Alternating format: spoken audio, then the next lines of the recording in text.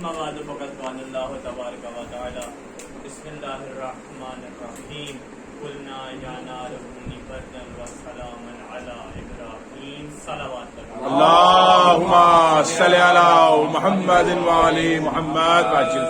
साकिनाने बज़्ल मारिफत दुआ गहूं के परवरदिगार आलम इस सख्त मौसम में भी हम सब के आने के तुफैल हम सबको कब्र की पहली रात में विलायत अली से मुज़य्यन रोशनी और ठंडक अता इलाही आमीन।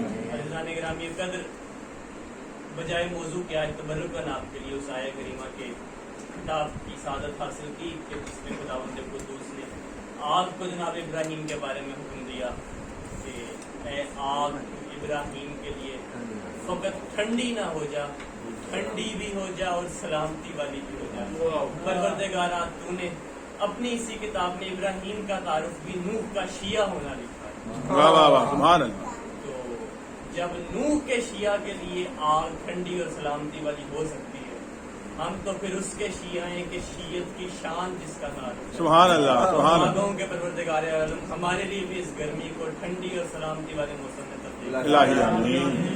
और इसी से मुतल्लिक एक बिल्कुल मुख्तसर सा मौज़ा इस मौजू की जानिब गुफ्तगू को लेके चलते हैं कि एक मरतबा मौला मुत्तकियान सहरा में अपने बावफा साहब के साथ तशरीफ फरमा थे। एक साथी ने गर्मी की शिकायत की तो मौला ने उससे सवाल किया कि तुम इस गुजरगाह की गर्मी से घबरा गए हो, उस तायर के बारे में तुम्हारा क्या ख्याल होगा कि जो हर वक्त इस गर्मी में रहता है। उसने कहा मैं कैसे बता सकता हूँ या इली, आप बेहतर जाने और आपका खुदा बेहतर जाने। मौला ने अम्र किया, परिंदा हाजिर हुआ। मौला ने सवाल फरमाया कि यहाँ क्यों रहते हो जब तुम्हारे पास पर है, कुव्वत परवाज है, निकल सकते हो। उसने कहा है हुज्जत है खुदा, मुझे ये ख्याल इस सहरा की हद को छोड़ने नहीं देता कि तो आपके चाहने वाला यहाँ से गुजरेगा। मैं पसंद करता हूँ कि मैं इस गर्मी को झेलूं और यहाँ से गुजरने वाले आपके मोहिब्बों के लिए दुआ करता रहूं, सुभान अल्लाह। आपके दुश्मनों के लिए दुआ करता रहूं। सहाबी ने कहा या अली, इस बयाबान में ये खाता क्या है और पीता क्या है? अली ने कहा खुद पूछ लो। उसने सवाल किया, तायर ने जवाब दिया मैं बहुक्म वली खुदा तुझे जवाब दे रहा हूँ। जब मुझे भूख लगती है मैं अली और अली की औलाद पे दुरूद पढ़ देता वाह हूँ। वाह। जब मुझे प्यास लगती है और गर्मी लगती है मैं अली और अली की औलाद के दुश्मनों पे लानत सुभान अल्लाह। पाक सैयदा के दुश्मनों पे लानत। सुभान अल्लाह सुभान अल्लाह। दूसरी, आज की तारीख चूंकि पाकिस्तान के सरजमीन के उस नुकसान की है कि शायद सुबह मैशर तक इस कौम को अंदाजा नहीं होगा कि 22 जून 2020 को कौन सा महीना हमसे जुदा हुआ। आयतुल्लाह अल्लामा तालिब जोहरी के बुलंदी दरजात के लिए एक पावा से बुलंद सलावत। अल्लाहुम्मा सल्लि अला मुहम्मद व आलि मुहम्मद। के माह जिलहज है और ये वाहिद अपने नाम के एतबार से महीना है कि जिसका जिक्र अपनी हकीकत को वाजे कर देता है। मुहर्रम के लिए बताना पड़ता है, सफर के लिए बताना पड़ता है, हर माह की निस्बत याद करवानी पड़ती है, मगर जिल हज में लफ्ज हज बता देता है कि इस महीने का असल तारुफ ही हज है। और हज इतनी अजीम इबादत है कि सरकार खत्मिया मरतबत ने भी अल्लाहुम्मा सल्लि अला मुहम्मद व आलि मुहम्मद। जब दुनिया को अपने लाल हुसैन की जियारत का सवाब समझाना था तो जो रेफरेंस पकड़ना पड़ा वो हज के सवाब का पकड़ना। वाह वाह वाह। ये भी कह सकते थे 1000 नमाजों के बराबर, ये भी कह सकते थे 1 लाख रोजों के बराबर, नहीं, जो रेफरेंस चुना वो हज का। सुभान अल्लाह सुभान अल्लाह। और इतनी सकील आयत है हज के बारे में कि परवरदिगार आलम ने ये लहजा किसी और इबादत के बारे में इख्तियार नहीं फरमाया जो आयत में आया कि जो इस्तात के बावजूद हज ना करे फिर चाहे वो यहूदी मरे या ईसाई मरे, अल्लाह को फर्क नहीं पड़ता। अल्लाहु अकबर अल्लाह। ये महीना हज से मुतल्लिक और उसी के हवाले से एक छोटी सी बात, फिकी मसला, और वो यही कि कुर्बानी फकत उस पे वाजिब है मकतब आले मोहम्मद में कि जो हाजी है, बाकी सब के लिए मुस्तहब है, करेंगे तो यकीनन सवाब मिलेगा। मगर चूंकि एक गलत फहमी सुनने में आई पिछले दिनों सोशल मीडिया पर कि कुर्बानी हर उस शख्स पे वाजिब है कि जो अगर उधार लेके कुर्बानी करे और वो उधार 12 माह में उतारने के काबिल हो तो वो कुर्बानी उस पे वाजिब है। تو یہ ہو سکتا ہے کہ احناف کے ہاں یہ مسئلہ ہو، ہمارے ہاں یہ مسئلہ اس طرح سے نہیں۔ ہمیں بھی یہی بتایا گیا، ہمارے جو بزرگ ہیں عنما کے حوالے سے بتایا گیا کہ ویسے جو مجھے یاد پڑتا ہے کہ امام جعفر صادق علیہ السلام جو انہوں نے کہا تھا کہ آپ جو ہے نا چاہے قربانی کرنی ہے ویسے آپ بڑا نہیں ہے، لیکن سینہ تو سینہ ہمارے بھی یہ ہوا ہے تو یہی چلی جاتی ہے، اسی بھی ہم ان باتوں کو بیان کرنے کا مقصد بنیادی طور پر یہی ہوتا ہے کہ باتوں کی تجدید ہو سکے۔ بہرحال ہم نے جو امام سے منسوب سنا اور پڑھا اور جس کی ہمارے پاس علماء و مراجع الزام کے ذریعے تائید پہنچی وہ یہی ہے کہ مولا متقیان کا بھی جو خطبہ موجود ہے کہ جس میں کہا کہ یاد رکھنا کہ قربانی اس جانور کی نہیں ہو سکتی کہ جس کی آنکھ زخمی ہو یا جس کے سینگ ٹوٹے ہوئے ہوں۔ اس کی تشریح آپ کے بلاس شاہ حضرت جوادی کی ترجمہ شدہ نہج البلاغہ میں دیکھیں گے تو حاشیے میں واضح طور پہ انہوں نے معصوم کے قول کے ساتھ درج کیا ہے کہ یہ شرائط اس کے لیے ہے کہ جو حج کی قربانی کر رہا ہے، اگر کوئی مستحب قربانی کر رہا ہے یا عقیقہ کر رہا ہے تو اس کے لیے ان شرائط والے جانور کا ہونا واجب نہیں ہے۔ اور اسی سے ایک اگلی چیز، اگر کسی پہ عقیقہ ان سنتوں میں سے ہے کہ جس کی بہت زیادہ تائید ہے بالخصوص شیعہ حیدر کرار کے لیے، اگر کوئی اپنی مستحب قربانی انجام دیتا ہے اور اس کا عقیقہ اس وقت تک نہیں ہوا تو وہ قربانی اس کی جانب سے عقیقہ بھی شمار ہو جاتی ہے۔ اسی کے ساتھ ایک تیسری چیز جو کہ حج اور زیارت کے تقابل سے ذہن میں بعض دفعہ آتی ہے کہ قبر حسین کا ثواب اگر 70 حج یا اس سے بھی افضل ہے تو اس کی کیا حقیقت ہے۔ آج زیادہ گفتگو حج سے متعلق ہی ہے، تو اس میں یہ ہے کہ ثواب یقیناً اتنا ہی ہے مگر واجب اپنی جگہ پر رہتا ہے۔ اور اسی سے متعلق پھر چوتھی بات جو ذہن میں آتی ہے کہ یہ کیسے ممکن ہے کہ حج بہرحال ایک واجب ہے اور زیارت بہرحال اگر ہم کیٹاگرائز کریں تو بہرحال مستحبات میں سے آتی ہے، فقہی زبان میں، عقیدے کی زبان میں نہیں۔ تو یہ کیسے ممکن ہے کہ ایک مستحب کا ثواب ایک واجب سے زیادہ ہو جائے؟ تو اس میں ایک سادہ سی مثال ہے کہ سلام واجب نہیں ہے، جواب واجب ہے۔ یعنی کہ سلام کیا ہو گیا؟ مستحب، اور جواب ہو گیا واجب۔ مگر سلام کا ثواب 69 نیکیاں اور جواب کا ثواب ایک نیکی۔ مستحب کا ثواب 69 نیکیوں پر، واجب کا ثواب ایک نیکی پر۔ تو جب ایک سلام میں سمجھ آتا ہے کہ واجب سے مستحب کا سلام زیادہ ہے، ثواب زیادہ ہے، تو پھر حج کے مقابلے میں اس کی زیارت کا ثواب عقلوں میں کیوں نہیں آتا؟ کہ جس کے بارے میں اس سے خوبصورت مصرعے مجھے ملے ہی نہیں کہ اب روز پوچھتی ہے یہ کعبے سے کربلا کہ اسلام خیریت سے ہے، کیا حال چال ہے۔ واہ واہ واہ واہ واہ واہ واہ، سبحان اللہ، نعرہ حیدری۔ تو یہ معاملات کچھ حج سے متعلق اور اس قدر اہم مقام کہ پوری تاریخ کو جن عوامل نے ڈیسائیڈ کیا سرکار ختمیہ مرتبت کے بعد، آپ دیکھیں گے آپ کو پوری ملت اسلامیہ 3 عقائد کے معاملے پر سب سے زیادہ تذبذب اور اضطراب کا شکار ہے۔ پہلا مسئلہ غدیر، چونکہ ماں بھی غدیر کا ہے۔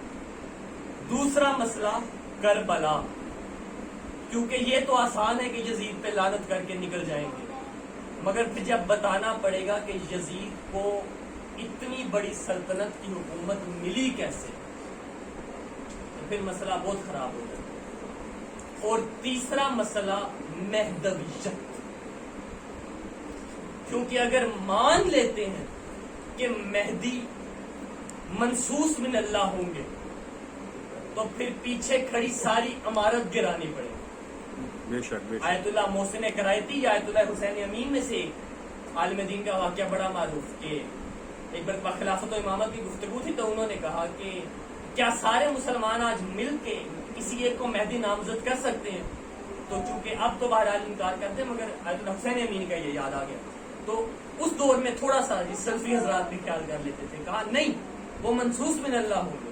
تو انہوں نے کہا کہ پروردگار کی یہ منطق عجیب نہیں ہے کہ جس دور میں مسلمانوں کے انتشار کا سب سے زیادہ خطرہ تھا اس دور میں اپنا نمائندہ منتخب کر کے نہیں بھیجا، مگر جب مسلمان بالکل ٹکڑے ٹکڑے ہو چکے ہوں گے اس دور میں اپنا نمائندہ منتخب کر کے۔ عقلی بات سمجھنا۔ اب بے شک غدیر ہے، کربلا ہے یا مہدویت ہے، ان تینوں کے لیے پروردگار عالم نے اس مقام کو اعلان کے لیے منتخب کیا، وہ خانہ کعبہ کا ریفرنس پوائنٹ۔ غدیر ہوئی تو غدیر بھی کب ہوئی؟ حج کے فوری بعد۔ وجہ کیا تھی؟ علماء نے بڑی خوبصورت وجہ کی۔ ایک تو ظاہراً وجہ ملتی ہے نا ہمیں کہ اجتماع تھا، نکلے اکٹھے تھے، سب کو پیغام دے دیا، بالکل ٹھیک ہے، حکمت نبوی ہے۔ دوسری وجہ کیا ہے جو کہ اس سے بھی زیادہ خوبصورت ہے، وہ یہ کہ حج کے بارے میں ملتا ہے کہ جس نے حج خلوص نیت سے کیا اس کے پچھلے سارے گناہ معاف۔ اب جو سارا مجمع تھا وہ 3 سٹار تھا، سارے کے سارے حاجی بھی تھے، سارے کے سارے نمازی بھی تھے، سارے کے سارے صحابی بھی تھے۔ علامہ ناصر عباس اللہ مقاموں کا بڑا خوبصورت ذکر کہ ساروں کے سر منڈے ہوئے تھے، کسی میں بھی کسی لحاظ سے بھی بال برابر فرق بھی نہیں تھا۔ واہ واہ واہ واہ واہ واہ۔ اتنے پاک صاف ہو کے غدیر کے میدان تک پروردگار عالم نے پہنچایا کہ کیوں کہ کل کو اگر روز محشر کسی کو عذاب ہو تو کسی کے ذہن میں یہ نہ آئے کہ شاید کسی جنگ میں بھاگنے بھوگنے کی وجہ سے سزا مل رہی ہو۔ اللہ نے پہلے پچھلا کھاتا کلیئر کرا کے پھر غدیر کے میدان میں بلایا۔ واہ واہ واہ کہ واہ واہ۔ پہلا کھاتا معاف ہے، آج کے بعد جو سزا بھی ملے گی علی کی دشمنی کی وجہ سے۔ واہ واہ واہ واہ۔ نعرہ حیدری۔ بہرحال ابھی غدیر چونکہ موضوع نہیں ہے مگر 4 مصرے بڑے خوبصورت۔ یہ سر منڈانے کا میں نے ذکر کیا اور اردو کا ایک محاورہ ہے کہ سر منڈاتے ہی، اولے بڑے۔ تو اس کو ذہن میں رکھیے گا، انشاءاللہ چوتھے مصرے میں لطف آئے گا کہ کچھ بزرگوں نے سنا جس وقت اعلان غدیر، دھوپ کی شدت تھی لیکن جسم ٹھنڈے پڑ گئے، واہ واہ۔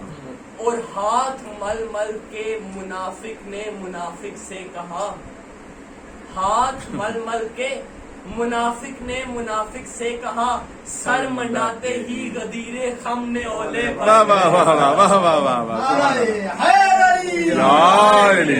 جناب سیدہ پاک طاہرہ نے دشمنا تلان بے شمار۔ نا کلے ہوندے امی ابو تلان بے شمار۔ اسی طرح غدیر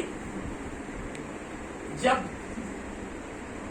ثقیفہ کے مقابلے میں اس نہج پہ آ گئی کہ ممبر غدیر کا وارث حسین اور تخت ثقیفہ کا وارث یزید بن کے سامنے آیا، اب ایک مرتبہ پھر وارث غدیر نے غدیر کی تائید اور اعادہ کے لیے انتخاب فرمایا حج کے موقع پر۔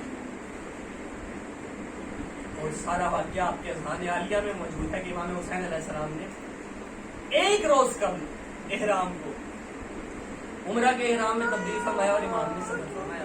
بہرحال مصائب کے عنوان سے عموماً جو گفتگو ہوتی ہے، اور اب جو میں دوسرے نقطہ نظر سے بات کر رہا ہوں وہ بھی سب کی سنی ہوئی ہے، کوئی نئی بات نہیں، بس اعادہ کی نیت سے کہ کیا چیز تھی؟ 2 بنیادی چیز۔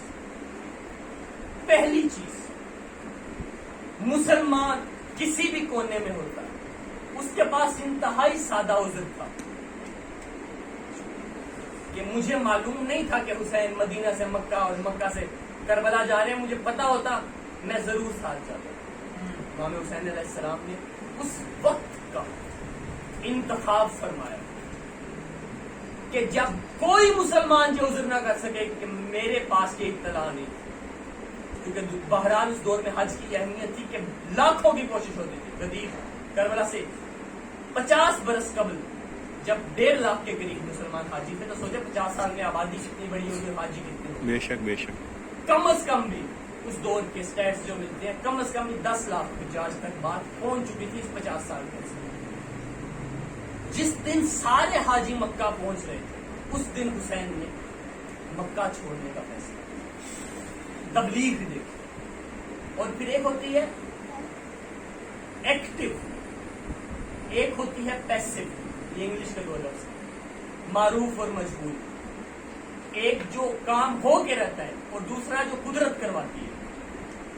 اس کو آسان لفظوں میں سمجھنا چاہیں تو سگریٹ پینے والا شخص خود جو پی رہا ہوتا ہے وہ دھواں فلٹر سے آ رہا ہوتا ہے، اسے کہتے ہیں ایکٹیو، اور جو وہ ہوا میں چھوڑ رہا ہوتا ہے وہ ہوتا ہے پیسو۔ اور اگر آپ کے ارد گرد کوئی سگریٹ پیتا ہو تو یہ بھی یاد رکھیے گا کہ جو سگریٹ کے دھوئیں سے پھیپھڑوں کے کینسر کا ہم سنتے ہیں، پینے والے کو کم ہوتا ہے چونکہ غلطی سے उस फील्ड से ताल्लुक है तो अब आपको वो भी थोड़ा सा बर्दाश्त जी करना जी पड़ेगा। बिल्कुल पीने वालों में कैंसर की शरह कम है, जो उनके इर्द गिर्द रहते हैं उनमें ज्यादा है, क्योंकि जो पीता है उस तक धुआं फिल्टर के साथ आता है, मगर दूसरे पे डायरेक्ट आता है। तो बहरहाल अगर कोई हुसैन के साथ नहीं भी गया ना, कम अज कम भी हुसैन ने उस दिन का इंतखाब किया था कि जब ये अपने घरों में गए थे तो बता रहे थे कि हम जा रहे थे हज के लिए, हुसैन काबे से निकल। ये तबलीग है हुसैन। सुभान अल्लाह जी, सुभान अल्लाह, बेशक। और तीसरा और सबसे अहम काम जो करीम करबला ने किया वो ये किया कि कयामत तक के मुअर्रिख के लिए सवालिया निशान छोड़ दिया कि ऐसी क्या वजह थी कि रबीए खत्मिया मरतबत के फकत 50 बरस बाद मक्का हुसैन को जान के खौफ से छोड़ना पड़ा। अल्लाह अगरचे हमारे लिए इस किस्म का कोई मसला नहीं है कि हम जान के खौफ की बात करें, मगर चूंकि मुअर्रिख हमेशा न्यूट्रल होता है, मुअर्रिख का अकीदा नहीं होता। हमारे जहन में जो अजमत हुसैन का मीनार है उसको कोई लफ्ज कभी भी मुनहदिम नहीं कर सकता, बेशक बेशक। मगर हमने हर जिस शख्स से बात करनी है वो हमारी सतह पे आके नहीं सोच सकता। इसीलिए हमें अपने बच्चों को वो रीजनिंग भी देनी है कि जो हमारा अकीदा बयान करे, और वो रीजनिंग भी देनी है कि जो अपने साथ कॉलेज या स्कूल के बच्चे से सवाल कर सके कि तुम अपने घर वालों से इतना तो पूछ के बताना कि ज़हरा का लाल एक दिन कबल मक्का छोड़ने में मजबूर थे। तारीख कहती है कि 25 दफा पैदल हज करने वाले इमाम हुसैन अलैहिस्सलाम ने मुड़ मुड़ के देखा है मदीना और मुड़ मुड़ के देखा है मक्का, क्योंकि काबा के आशिक हुसैन को मालूम था अब मेरे नाना ने भी मक्का छोड़ा था, मेरे नाना ने भी मुड़ मुड़ के काबा देखा था, मगर उस वक्त जिब्राइल तसल्ली देने के लिए आए थे कि ए मोहम्मद परेशान ना हो, फाते की हैसियत से आपको शहर में वापस लाऊं। अल्लाह और हुसैन को मालूम था कि मैं अब एक बयाबान को बसाने के लिए हज के अय्याम परवरदिगार आलम अब तक हम में से जो इस मुकद्दस फरीज़े से फैज़याब नहीं हो सके, परवरदिगार आलम इस्ताद भी दे और तौफीक भी इलाही आमीन। कि काबा जाके उन दिनों में महसूस कर सकें कि जब हाजी अरफा के मैदान में अपने अपने परवरदिगार का इरफान ढूंढ रहे थे, परवरदिगार आलम की आवाज उस वक्त भी मैदान अरफा में गूंज रही थी, ओ हाजियो तुम तो पत्थर के घर के इर्द गिर्द चक्कर लगाने के लिए आ गए हो, इस घर की रूह हुसैन तुम्हारी आंखों के सामने मक्का से करबला को। अल्लाह अल्लाह। और तुम किस सोच में रह गए, किस मुगालते में रह गए कि हमारी ये रस्में फकत और फकत परवरदिगार आलम की इबादत है। और एक मकतब तशय्यो के नुमाइंदे के लिए, मकतब तशय्यो के मानने वाले के लिए भी सवालिया निशान, ऐसा ना हो तुम फकत रस्मों में इस कदर मशगूल होकर रह जाओ कि भूल जाओ इस अज़ादारी का वारिस इमाम ज़माना तुम्हारी नुसरत का मुंतज़िर। इस अज़ादारी के वारिस इमाम ज़माना अलैहिस्सलाम हमारे मुंतज़िर है कि ये मातमी दस्ते में उठने वाला हाथ मैं दुरूद भेजता हूँ, मैं इसकी सलामती की दुआ करता हूँ, मगर जब वही हाथ जो सीना मातम में हल्का मातम में उठता है, जब उसी हाथ से कोई हराम माल कमाया जाए, अल्लाह कल्ब मतहर इमाम ज़मान पे क्या गुजरे। वो आम का जिसके अश्क अज़ाए शब्बीर जारी होता है, जब वो आम किसी नामहरम के नाजायज और बिल इख्तियार पड़ती होगी उस वक्त कल्ब इमाम ज़मान पे ज्ञान पड़ती है। और पिछली नौचंदी में ही बात की थी कि उस मलून ऐसन का करबला गामेशा पहुंचना इसलिए आसान नहीं था कि करबला गामेशा का दरवाजा खुला हुआ था, उसका वहां पहुंचना इसलिए आसान था कि हमारी सफों में नजर आ। अब देखिए कि क्या हुआ, मंगल को हमारे उलमाए फकत एक मरतबा इकट्ठे होकर कहा कि सारी मातमी अंजुमने और तंजीमें इस पेज पे कि अगर जुमेरात तक वो मलून और बदबख्त गिरफ्तार ना हुआ तो हम उस थाने का घेराव कर लेंगे कि जिसमें एफआईआर दर्ज हुई। और नतीजा क्या निकला, उस प्रेस कॉन्फ्रेंस को 24 घंटे नहीं हुए, वो बदबख्त जो वीडियोस में कह रहा था कि मैं लाहौर से नहीं निकलूंगा, कराची से गिरफ्तार। ये है फकत हमारे चंद बड़ों के इकट्ठे होने की तासीर, ये है इस मिल्लत के इत्तेहाद की तासीर। दुश्मन आपके अज़ाई जुलूसों से इसीलिए खौफजदा है कि उस जुलूस में बगैर किसी तंजीम और लेबल के हम सब इकट्ठे हो रहे हैं। ये है आज़ादारी हुसैन, ये है फकत और फकत कलमा विलायत की ताकत। जब तक हमारे साथ है हम नहज़त इमाम ज़माना के सिपाही। अगर हमने इस ताकत का दामन छोड़ दिया, ऐसा नहीं होगा कि विलायत का किला خدا نہ خاصہ کمزور ہو جائے گا. ہاں ہم اس کتاب سے مٹا دیے جائیں گے کہ جو ناصران امام زمانہ کے ناموں پر اللہ بس ازاداران کربلا گرمی کی شدت کا اندازہ ہے. حج کے عنوان سے یہ کچھ باتیں تھیں، کچھ غدیر و کربلا سے متعلق باتیں تھیں کہ جب بھی یہ ایام آیا کرے ذہن میں رکھا کیجیے کہ جب سارے مسلمان کوفہ میں اپنی اپنی قربانیوں کو گھما پھرا رہے ہیں. بچوں کو شوق ہوا کرتا ہے عید سے ایک دن قبل پورے محلے والوں کو بتائیں ہم نے قربانی کا اعلان. اللہ اکبر. بازار قصابہ میں 3 سے 4 لاشیں رسیاں ڈال کر گھسیٹی جائیں. اللہ اور لاشیں بھی کوئی ایسے نہیں تھے کہ جنہیں کوئی جانتا نہ. کوئی شریک جیسا علی کا جرنیل سا تھا. اللہ فقط تنہا شریک کی لاش نہیں تھی، شریک کے بیٹے محمد کی لاش بھی ساتھ ساتھ گھسیٹی جا رہی. یہ تو فقط شریف قوم تھے نا. سمجھ میں آیا کہ تلوار کی تلے آ گئے. ان کے ساتھ تیسرا لاشا ہانی بن عروہ کا لاشا. ہانی کوئی عام شخص نہیں. مقاتل نے لکھا جب باہر نکلتے تھے پورے کوفہ میں 12,000 اسلحہ پوش افراد ساتھ ہوتے. آج بھی کسی وزیر اعظم کے ساتھ 12,000 کا اسکواڈ نہیں ہوتا. مگر کوفہ میں کیسا انقلاب آیا کہ جس کے ساتھ 12,000 افراد ہوا کرتے تھے وہ بازار قصابہ میں چلا چلا کے کہہ رہا تھا ان بدبختوں نے میری ناک توڑ دی، اب یہ میری گردن بھی کاٹ دی. میری خیر ہے مسلم کو بچا لو. مگر کوئی نہ تھا کہ جو مسلم بچا لیا. نتیجہ کیا نکلا؟ چوتھا لاشا اور کسی